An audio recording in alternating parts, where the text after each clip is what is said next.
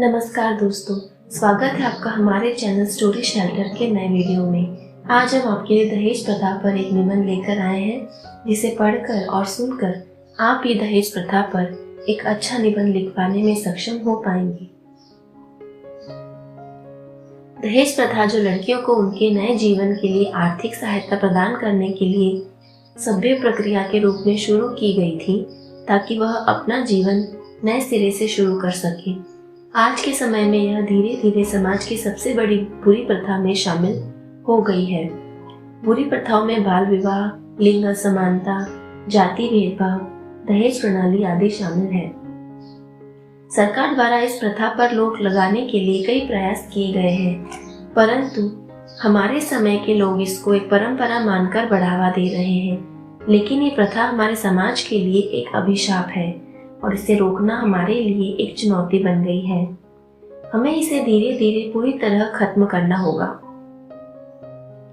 पहले समय में माता पिता अपनी पुत्रियों की शादी में जरूरी घरेलू चीजें दिया करते थे।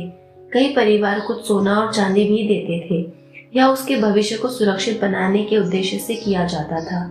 यह सब उनके अपने स्तर के अनुसार किया जाता था, परंतु धीरे धीरे यह एक रिवाज हो गया। अब दूल्हे का परिवार जो मांगता है उसे दुल्हन के परिवार को देना पड़ता है, चाहे उनको उसके लिए किसी से कर्ज लेना पड़ जाए या अपना घर गिरवी रखना पड़ जाए। उन्हें किसी भी हाल में उसकी व्यवस्था करनी पड़ती है। उन्हें इसके लिए उधार धन या कर्ज का सहारा लेने पर मजबूर कर देते हैं। लड़की की शादी पर ज्यादा से ज्यादा खर्च करना भारत के हर समाज में एक सामाजिक मान्यता बन गई है। वर पक्ष की ओर से मांग न होने पर भी कन्या के लिए अपनी शक्ति से अधिक खर्च करना सामाजिक आवश्यकता बन गई है। जो व्यक्ति कम खर्चे, विवाह में साज सज्जा की कमी या कम दहेज देता है, वह समाज में अपना अपमान समझता है। इसलिए वह सामाजिक मान्यता के अनुसार खर्च करता है और हमेशा के लिए कर्ज में डूब जाता है। वहीं दूसरी ओर कई समाजों में दूल्हे की ओर से पहले से ही पैसे, आभूषण और अन्य विविध वस्तुओं की मांग की जाती है, जिसे लड़की पक्ष को पूरा करना होता है। और यही नहीं तो इसके परिणाम भी सामने आते हैं। ऐसे समाजों में दूल्हे की ओर से मांग करने का रिवाज भी बन गया है। लड़की वाले भी पूछते हैं कि दूल्हे पक्ष की क्या मांग है।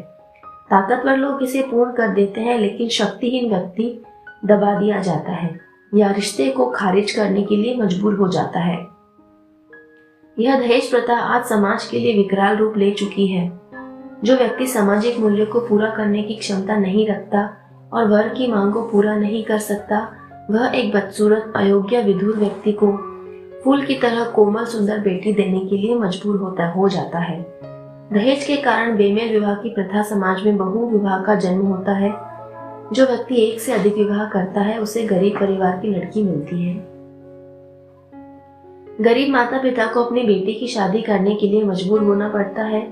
जिन समाजों में मांग पूरी नहीं होती है, वहां लड़की का ससुराल में रहना हराम हो जाता है।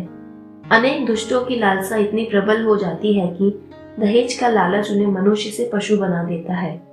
यह अपनी बहू को मिट्टी का तेल डालकर जला देते हैं या किसी और तरीके से उसकी हत्या कर देते हैं, ताकि वह अपने बेटे का पुनर्विवाह कर सके और फिर से धन प्राप्त कर सके। इस समस्या से मुक्ति पाने के लिए जनता और कानून को सख्त होना जरूरी है। शासन कानून बनाकर इस दहेज प्रथा को खत्म कर सकते हैं, परंतु बिना जनता के सहयोग यह काम पूरा नहीं हो सकता। इसलिए देश की महिलाओं और कन्याओं को खुद संघर्ष करना होगा और इंडिपेंडेंट बनना होगा। ऐसे घरों का बहिष्कार करना होगा जहां लोग केवल महिलाओं को धन प्राप्त करने का एक साधन समझे। इसी के साथ शादी के समय खर्चों की सीमा को भी निर्धारित करना चाहिए और उसका बड़ी कठोरता से पालन करना चाहिए। आधुनिक युग में शिक्षा का बहुत प्रचार प्रसार हो रहा है। दहेज के दानव से हर शिक्षित युवक युवती भली भांति परिचित है, इसलिए उन्हें इस बंधन से मुक्त होने के लिए संघर्ष करना चाहिए। आजकल पढ़ी लिखी लड़कियां अवांछित बेमेल दुल्हों से शादी करने के बजाय कुंवारी के रूप में जीवन जीना पसंद करती हैं, इसलिए वे नौकरी आदि से अपना आजीविका कमाते हैं। सरकार ने दहेज कानून संसद में पारित कर दहेज लेने और देने पर रोक लगा दी है। इसका सख्ती से पालन करना भी सरकार का काम है। दहेज के नाम पर लड़की को प्रताड़ित करने वालों को सजा मिलनी चाहिए। आज का युवा बिकाऊ वस्तु बन गया है।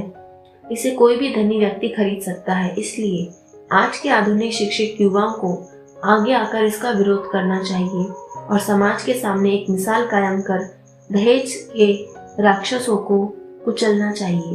सामाजिक संस्थाओं को भी दहेज लेने वालों का सामाजिक बहिष्कार करना चाहिए।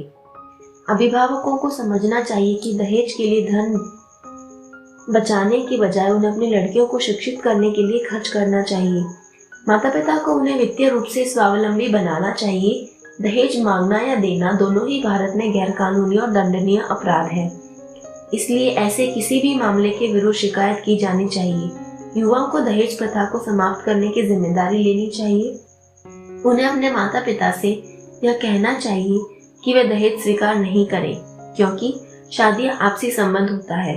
दोनों परिवारों को मिलकर साझा खर्च करना चाहिए, तभी सुखद विवाह और सुस्ती समाज हो पाएंगे तथा देश से दहेज प्रथा हमेशा के लिए समाप्त हो जाएगी। धन्यवाद।